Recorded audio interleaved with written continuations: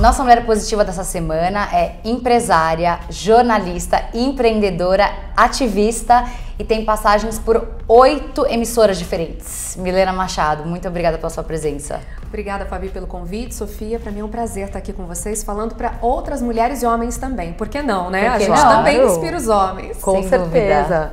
O prazer é todo nosso. Milena, como a Fabi já te descreveu, você é uma multitask, tá há 15 anos no mercado de comunicação, uma profissional ultra qualificada, passou por 8 emissoras.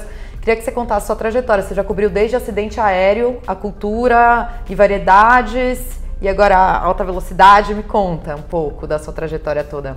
Olha, foram 15 anos muito ricos, assim, eu posso dizer, e passagens em 8 emissoras que também foram muito produtivas, porque na minha carreira eu nunca disse não para as minhas oportunidades, né? E é muito diferente do que a gente vê as pessoas falando aí normalmente. Ah, você tem que saber dizer não, você tem que pensar, você tem que focar, você tem que ser determinado e tudo mais. E eu não. Então, sempre que tive alguma oportunidade, eu abracei, nunca duvidei. Quando alguém falou assim para mim, ah, você leva jeito para isso, você topa fazer um teste? Topo. Ah, eu imaginei você ancorando isso, você quer? Quero. Para as pessoas que estão começando, eu sempre falo isso. Não diga não. Se alguém um dia acredita em você, acredita nessa pessoa, porque o mais difícil é a gente encontrar alguém que tope com a gente, né? Que enxergue valor no seu trabalho, que reconheça as suas qualidades, que respeite os seus limites e que te acolha, que você seja bem-vindo. Mas eu quero aproveitar essa deixa. Nós entrevistamos a Ana Hickman um tempo atrás. E foi interessante porque ela é uma mulher multitask, assim como você. E uma das perguntas que a gente fez, eu e a Sofia, foi como que você lida com as críticas? Porque ela foi muito criticada na carreira dela, muitas vezes, diversas vezes. E sempre quando você tenta alguma coisa nova, vem as críticas. Não vai dar certo, por que você tá fazendo isso, você não tem foco. Exatamente. Como que você lida com isso? Olha, foi muito difícil. Levei um tempo mesmo para poder assimilar isso. Porque antes, eu mesma me criticava. Eu achava que faltava foco, eu achava que eu não sabia o que eu queria, eu achava que eu estava tentando abraçar um mundo, que era a imaturidade. Com o tempo e com o autoconhecimento, e aí vai de tudo, desde religião até sessões de terapia, livros de autoajuda, diálogo com as pessoas mais próximas de você, com os seus chefes, com os seus subordinados, você vai se conhecendo se você está aberto a ouvir, né? E aí eu percebi que fazer várias coisas, né, era uma habilidade minha e que eu não podia conter isso, porque eu tinha sim criatividade, eu tinha sim energia, facilidade de comunicação, eu me expressava... Disposição, e as pessoas abraçavam a minha causa, o meu projeto, e de repente eu não estava mais sozinha, eu estava sozinha por um instante, enquanto a ideia estava na minha cabeça. A partir do momento que eu externava aquilo, eu já tinha aliados, eu já tinha parceiros.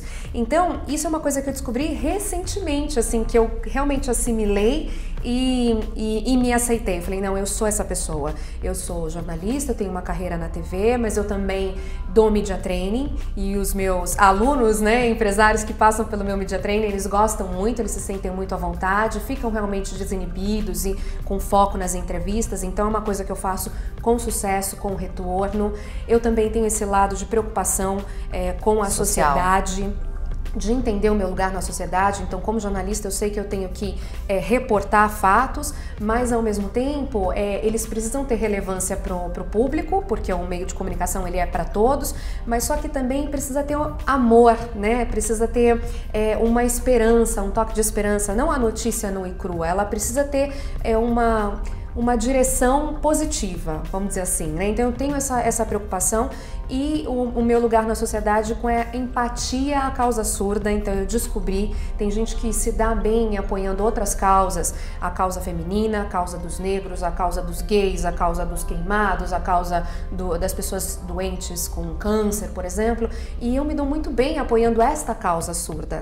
Tá em mim, tá na minha família, tá entre os meus amigos. Eu tenho fornecedores surdos, uma maquiadora surda, eu tenho amigos surdos, eu tenho uma prima que ficou surda. Então, pra mim isso é muito natural. Eu falei, bom, então vamos usar isso de uma forma boa. E começou de um jeito muito natural essa minha dedicação à causa surda. E eu queria que você contasse um pouco. Você aprendeu a escrever braille? Não, ainda não. Embora no workshop que a gente criou, chamado Empatia do Silêncio, a gente dê aula de Libras e dê aula de leitura labial, são sinais e gestos que eu tô aprendendo aos poucos, nunca me cobrei por isso, acho que isso também é uma grande vantagem, porque quando eu fui me aprofundar na causa surda, eu percebi que o surdo, ele também é diverso, como o ser humano, né, a sociedade de uma maneira geral, ela é diversa. Então tem o surdo oralizado, que é o que sabe falar de um jeito próximo como a gente fala, nós ouvintes, e tem o surdo sinalizado, que pode até saber falar, mas ele prefere se comunicar por gestos, né? Então tem um outro surdo que nem a Libras ele prefere aprender, mas ele fica no mundo dele, com gestos dele, na comunidade dele. Então percebi que existe uma cultura surda, a comunidade surda, um outro jeito de se comunicar com o mundo. E é por causa disso que o workshop ele abrange todas essas diversidades e ele não tenta estereotipar. Então não é porque é surdo, porque tem que saber Libras, não é porque é surdo, porque tem que aprender a leitura labial e é forçado a ser oralizado e tudo mais. E eu comecei nisso porque eu fiquei indignada com uma prima minha que estava há 8 meses sem trabalho. E isso faz 2, 3 anos. Foi em 2016 que a gente estruturou a campanha Surda Quem Fala em parceria com o publicitário Alexandre Peralta. Eu pensei, no mundo de hoje, em que as pessoas têm que obedecer cotas, né, e as empresas são fiscalizadas e elas são estimuladas a obedecerem essas cotas também, como é que uma pessoa com alguma deficiência fica sem trabalho? Né? Como é que ela fica sem estudo? Como é que ela fica sem oportunidade na sociedade? Por que não estão empregando? E aí eu fui pesquisar, encontrei o apoio da Page PCD, que é uma divisão da Michael Page, um escritório de recrutamento, e eles explicaram, eles falaram, Lena, entre todas as deficiências, a física de mobilidade, a mental, a visual e a auditiva, os surdos são os que sofrem mais preconceito. Eles são quase invisíveis na sociedade. É uma deficiência invisível. Eu imaginaria que fosse o cego. Não, por quê? Porque o cego tá na cara, a deficiência física ela também tá no corpo, então a pessoa logo compreende, né, visualiza aquilo, entende visual, aquilo, né? Mais visual. E ela já é mais cortês, ou então ela fica na dela. O surdo que saco, isso daí não tá me ouvindo. O não é surdo, isso? até você entender que ele é surdo de fato, e você precisa falar mais articuladamente, você precisa falar nos olhos daquela pessoa para ela saber que tá falando com ela e não com uma outra pessoa, né? Que você precisa falar de frente, parar o que tá fazendo, que a sua comunicação precisa ser consistente. Até você constatar por que aquela pessoa não tá te voltando da forma que você tá acostumado. Né? E aí as pessoas ou não têm preparo, ou têm preguiça, ou têm preconceito. Porque hoje em dia as pessoas acham que elas podem fazer tudo ao mesmo tempo. Então elas estão com o telefone no ombro, elas estão digitando um e-mail e a pessoa tá esperando ali e ela tá falando com uma outra. Claro. Para um surdo não dá para saber, né? Você tá falando alto e-mail, você tá falando telefone, você tá falando com outra pessoa, você tá falando com ele. Então a comunicação precisa ser consistente e eu aprendi isso, né? Com a convivência com a minha prima. O que eu penso tem que estar na minha cara, tem que estar na minha fala, nas minhas palavras e também no meu gesto. Parar um pouco, olhar no olho, né? Ser um outro tipo de abordagem. Do outro tipo, desde as perguntas mais simples. Tá feliz? Tô. Para um surdo isso não comunica, vai falar, nossa, mas coisa mais esquisita, não tá consistente. Tá feliz? Estou. Tudo bem para você, não tem problema? Não, claro que não tem problema. Por que não tem problema? Ou, não tem problema, tudo bem. Né? Então, isso que as pessoas precisam entender. Agora, isso é muito, muito fácil e traz um benefício direto para todas as pessoas, porque o diálogo, se ele for direto, como é a natureza do diálogo, né, entre duas pessoas, e se ele for consistente, se ele for claro, objetivo, não tem ruído, não tem refação de trabalho, não tem delay, não tem atraso, né? Tem eficiência, tem praticidade, tem clareza, todo mundo ganha. Quero saber mais sobre sua carreira, Mi. Quero saber como é que você divide seu tempo com todas as suas frentes, porque você tem quantas frentes agora? Umas 5, 6? Olha, bastante, nem eu sei contar. Além do trabalho na TV, eu faço alguns eventos como mestre de cerimônia, apresentando prêmios, ou mediadora de debates, que é uma outra coisa que eu adoro fazer. Acho que isso é muito do jornalista, né? Ele gosta de estar sempre mergulhado em assuntos novos e se aprofundar. Também eu gravo vídeos institucionais, locuções institucionais, comerciais. Também dou media training para executivos. Isso eu queria muito te perguntar. Qual que é a maior dificuldade desses grandes empresários em se soltar para falar em público, para participar. Mas é a oratória que você... Eu ensino como se comportar na frente do vídeo, na TV. Então você vai sentar, tá sentado, não fica mexendo a cadeira. Quer dar uma dica pra gente? Pra mim, pra Sofia, pra gente melhorar? Olha, eu já mexo muito a cadeira. A gente mexe também. Mexendo. O que mais? Então, por quê? Porque o vídeo, né, a televisão é um olhar, vamos dizer assim, né? É o observador, né? E aí se você fica mexendo, não tá consistente com aquilo. Então eu tô falando, mas eu tô assim, no momento meu de lazer, né? De relax. Reprovadas. Eu e Sofia. Aí aquilo não comunica como a gente quer. Ainda mais se o assunto é sério, eu tô contando que alguém morreu e não sei quem, e nossa, um desastre, que prejuízo. A body language, né? Não combina. Então apesar do nosso programa ser bem mais solto. Isso. Sim. Mas é quase receber em casa, vamos dizer assim. E aí pra edição isso dificulta também. Porque você começa uma frase assim, depois você tá assim, depois você claro, tá... Como é que eu vou cortar daqui pra aqui de novo? Então vai parecer São os truques, né? erro técnico. Então a melhor coisa é sentado ou em pé, se apoia e fica naquele enquadramento, porque vai ajudar a edição. Postura. E também vai facilitar a tua comunicação.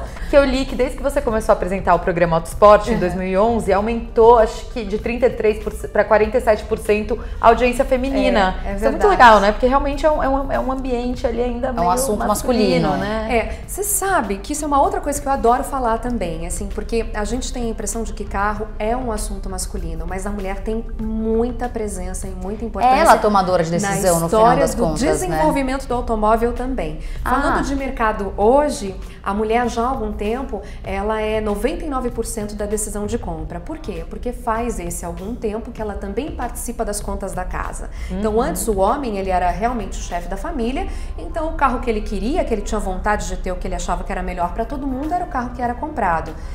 Ultimamente não. Ultimamente ela tem que fazer economias para ajudar na prestação, ou ela também paga a prestação, ou deixa de viajar, ou deixa de ir ao cabeleireiro, ou é a escola das crianças que vai ser mantida, então vamos escolher esse modelo porque é o mais econômico e tudo mais. Por isso que ela tem sido mais ouvida, né? Mas a mulher, a esposa do Carl Benz, ela foi a primeira a fazer uma viagem de carro. Quando ele criou o carro, ele não tinha noção exatamente do que o carro seria. O motor ele foi criado pelo Daimler para substituir a força animal, a do cavalo e a do boi, né? Na indústria, vamos dizer assim, nas minas, no carregamento das coisas. E aí depois ele colocou rodas naquele motor, né? Então o Carl Benz ele colocou uma carroceria, ele criou uma carroceria e pôs o motor ali. E aí ele não sabia exatamente como aquilo ia se desenvolver. Ela teve a sacada, ela teve a ideia de usar o carro para uma viagem. E então ela colocou os filhos e colocou malas dentro do carro e acabou se tornando a primeira mulher, a primeira pessoa a fazer viagem de carro. E qual é o seu objetivo final com o workshop Empatia do Silêncio? Olha, Fabi e Sofia, a gente quer provar para as pessoas que nenhuma língua pode ser obstáculo para uma convivência harmoniosa em sociedade, independente das limitações e das potencialidades das pessoas, né? Na campanha Surda Quem Fala, que foi onde tudo se originou, tem um spot de rádio que a gente até inclusive pergunta por que as pessoas se esforçam tanto para comprar um tênis em outra língua e para falar com um deficiente auditivo, não. Então, quer dizer, existem formas da gente se comunicar, de se fazer entendido e de entender, basta querer, né? E precisa ter paciência, precisa ter foco e precisa ter um mínimo de amor ao próximo, né? De consideração, de empatia. Então, a gente deixa as pessoas momentaneamente surdas, né? Por 1 hora e meia. A gente coloca tampões internos e fones externos. E aí passa várias atividades para as pessoas. Aula de libras, leitura labial, prototipagem a partir de uma descrição escrita. E a conclusão desse workshop, o que é? É que por mais que a gente ache que está se comunicando bem, a gente precisa do corpo inteiro para falar. E a convivência com uma pessoa surda pode nos dar esse treinamento naturalmente. Além da gente estar fazendo a inserção, o que é maravilhoso, muito correto, extremamente importante para a sociedade, quem estiver disposto a conviver com uma pessoa surda vai estar acrescentando muito para ela, porque realmente ela vai trabalhar essa questão da comunicação consistente. E isso é muito importante no mercado de trabalho. Parabéns. Obrigada. Parabéns. Pra gente encerrar, as 3 últimas perguntas. Um livro, um filme e uma mulher que você admira. Eu vou responder tudo numa só, então. Ultimamente eu tenho começado, eu comecei a ler um livro, A História de Minha Vida, da Helen Keller. Eu não terminei, mas já recomendo às pessoas, porque Helen Keller é uma americana, morreu em 68. Ela foi a primeira pessoa cega e surda a se formar em faculdade. Ela fez filosofia. E ela tem uma história de vida super bonita. Ela perdeu a audição e a visão com 1 ano e meio de idade, mais ou menos. Ela teve o que eles chamaram na época de febre cerebral. Então ela ficou com essas sequelas e ela aprendeu a ler e a escrever e a falar com uma professora que também perdeu parte da visão. E aí vem a minha dica de filme, O Milagre de Annie Sullivan, porque essa foi a professora da Helen Keller. Então ela soletrava as palavras numa mão e na outra mão ela põe um objeto. Então soletrava água e punha água na mão da Helen Keller e por aí em diante. Em um dia só dizem que a Helen Keller aprendeu 30 palavras. E ela, mesmo cega, mesmo surda, aprendeu o braille, aprendeu a escrita manual, a leitura em braille também, e ela foi defensora dos direitos sociais. Então ela não estava só preocupada com os cegos, com os surdos, mas ela também apoiou o voto feminino, ela também apoiou a convivência social de uma maneira geral entre homens, mulheres, adultos, crianças, velhos. Então ela é uma pessoa muito importante. Essa fica a minha dica então aí para as pessoas que estiverem com tempo e quiserem, né, se encontrar uma posição no mundo para focar na vida da Helen Keller e da Annie Sullivan, que eu acho que é realmente muito inspirador. Muito bom, incrível. Adoramos. Parabéns pelo seu trabalho. Mi, obrigada pela sua presença. Foi um prazer. Muito obrigada. O prazer foi todo nosso. E parabéns a vocês também por abrirem esse espaço, que eu acho que é realmente muito importante. Não só para a mulher, porque acredito que esse ponto que a gente vive hoje na sociedade é além do sexismo. Sim, a história total. não é entre homem e mulher, não, né? Não. A história é entre seres humanos, independente da figura externa e do sentimento interno de cada um. Então, aqui, eu acho que mais adiante vão sentar homens também, inspirados por mulheres, né? Com certeza. E vice-versa. Isso foi só Inclusive, um começo. muitos homens os assistem. Ah, que bom, que bom. Sorte deles, parabéns pra eles. Obrigada, Milena, foi um prazer. Obrigada a vocês. Tchau, até semana que vem com mais uma Mulher Positiva.